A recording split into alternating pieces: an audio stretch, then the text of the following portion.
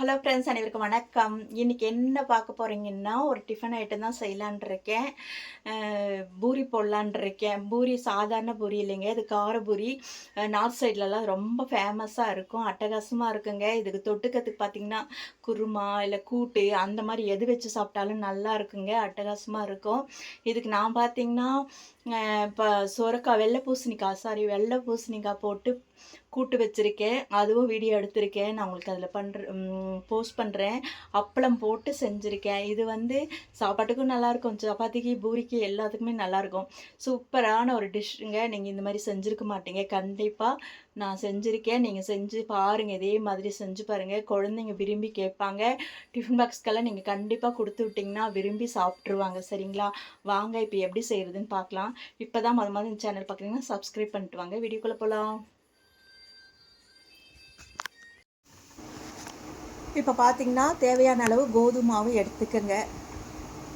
ஒரு குழிக்கரண்டி நிறைய நான் ரவா போட்டிருக்கேன். வெள்ளை ரவா போட்டிருக்கேன். ஒரு 1/4 கிலோ மாவுன்னா, ஒரு சின்ன குழிக்கரண்டி நிறைய ரவா போட்டுக்கங்க. அதுக்கப்புறம் சால்ட் உப்பு போட்டுக்கங்க. எல்லாத்தையும் மிக்ஸ் பண்ணிக்கலாம். அதுக்கப்புறம் முக்கியமான 2 பொருள் போட்டுக்கலாம். பார்த்தீங்கன்னா, காரத்துக்கு நான் வெறும் மிளகாத்தூள் போட்டிருக்கேன். இது வந்து காரசாரமாக இருக்கிற பூரிங்க. நார்த் சைட்லலாம் ஃபேமஸாக செய்வாங்க இது. ரோட்டு கடைங்களெல்லாம் கிடைக்கும். நம்ம வீட்லேயே சிம்பிளாக செஞ்சிடலாங்க.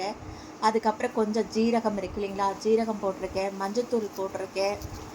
அப்புறம் பார்த்திங்கன்னா, உங்கள்கிட்ட கஸ்தூரி மேத்தி இருந்ததுன்னா, கஸ்தூரி மேத்தினா வெந்தயக்கீரை, காஞ்ச வெந்தயக்கீரை அது இருந்தால் போட்டுக்கோங்க. எல்லாத்தையும் போட்டு நல்லா கிளறிக்கலாங்க. மிளகாத்தூள், மஞ்சத்தூள், உப்பு, அப்புறம் ஜீரகம் இது போட்டிருக்கேங்க. கஸ்தூரி மேத்தி இருந்தாலும் போட்டுக்கோங்க. போட்டுட்டு நம்ம எப்பவும் போல் பூரிக்கு பிசையறதுக்கு முன்னாடி கொஞ்சம் வெது தண்ணி ஊற்றி பிசைஞ்சிக்கோங்க. ரவை போட்டிருக்கேன்.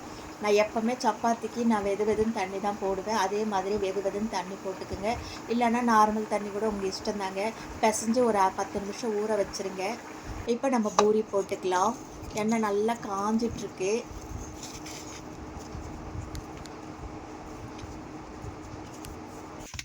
நம்ம எப்பவும் போல் பூரி தேய்க்கிறத உங்களுக்கு எந்த சைஸ் வேணுமோ அந்த அளவுக்கு மாவு போட்டு தேய்ங்க.